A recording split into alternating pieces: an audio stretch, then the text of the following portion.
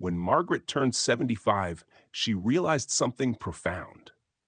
Peace didn't come from what you gained, but from what you stopped giving your energy to. For years, she had been the kind of woman who always explained herself, why she wasn't dating again after her husband died, why she didn't move closer to her children, why she didn't want to join every club or church event. She'd smile politely, answer every question people threw at her, and then go home drained. But one day, after yet another nosy conversation at a family gathering, she decided, enough. That day, her niece leaned across the table and asked, Aunt Margaret, aren't you lonely living alone? The question was innocent on the surface, but it hit like a thorn. Margaret smiled, took a slow sip of tea, and said softly, I'm not answering that anymore. The table went silent. Her niece blinked. What do you mean? Margaret smiled again. I mean, that's not your worry, dear. And just like that, she felt a weight lift off her chest. There comes a time in life when you realize not every question deserves an answer. Especially as you get older, people begin to treat your life like public property. Your health, your money, your relationships, your choices. But wisdom in old age means knowing which questions to let go of. Margaret had learned the hard way that protecting her peace meant refusing to feed curiosity disguised as concern. The first question she stopped answering was about money. So, how much did you get from selling your house? Her neighbor once asked. It used to make her uncomfortable, and she'd mumble something vague. Now she'd just say, enough to keep my flowers blooming, and walk away. No explanation, no guilt. She had learned that people who asked about money rarely cared about your well-being. They just wanted to compare lives. The second question was about health. How are you feeling these days? Someone would ask with a pitying look. That used to open the floodgates. She'd talk about her blood pressure, her knees, her medication.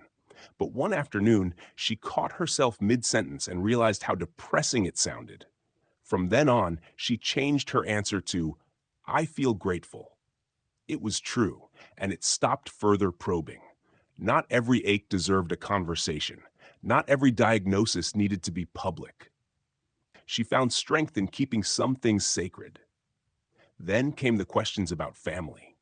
Do your kids visit often? People would ask, with that familiar tone of judgment hiding behind concern. For years, she'd defend her children. They're busy, they have work, they call every week. But deep down, it only made her feel more isolated. So she stopped. Now, when asked, she simply said, my children love me. That's all that matters. Whether they called once a week or once a month wasn't anyone's business. Peace, she discovered, came from not explaining what others would never understand. The fourth kind of question was about age itself. You're still living alone? At your age? Or why don't you dye your hair? Or aren't you afraid of falling? She used to laugh awkwardly, pretending not to mind. But now she met such questions with calm silence or humor. Oh, I'm not old, I'm seasoned, she'd say with a wink. The truth was, she had learned to be unbothered by how others defined aging. Society expected her to shrink, to apologize for growing old. Instead, she decided to grow bolder, freer. But the most important question she learned to ignore was about regret. If you could do it all over again, what would you change? That one used to haunt her. She'd think of her late husband, the years she spent worrying, the dreams she postponed. But over time, she realized such questions only stirred pain. Nothing, she'd say now, because it brought me here. And that was enough. As weeks turned into months, Margaret noticed a quiet transformation. She smiled more, worried less. People began to sense her calm, that quiet confidence that comes from no longer seeking approval. When someone pushed too far, she'd just tilt her head, smile, and say, that's not something I talk about anymore. The beauty of aging, she found, was permission. The permission to live honestly, without apology, without performance. Her friend Helen once told her, you've changed, Margaret. You seem lighter. Margaret nodded. I stopped answering the wrong questions. Helen laughed, but later she admitted it made sense. They both had spent decades trying to be polite, to please everyone, but old age was too precious for that. At our age, Margaret said one afternoon, you have to protect your peace like it's gold, because it is. Now, when the phone rings and someone starts with gossip or probing, Margaret knows when to end the call.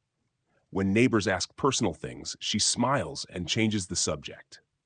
Her boundaries are gentle but firm, and her nights are quiet. Aging, she learned, isn't just about slowing down. It's about choosing where your energy goes. You can't control what people ask, but you can control what you give away.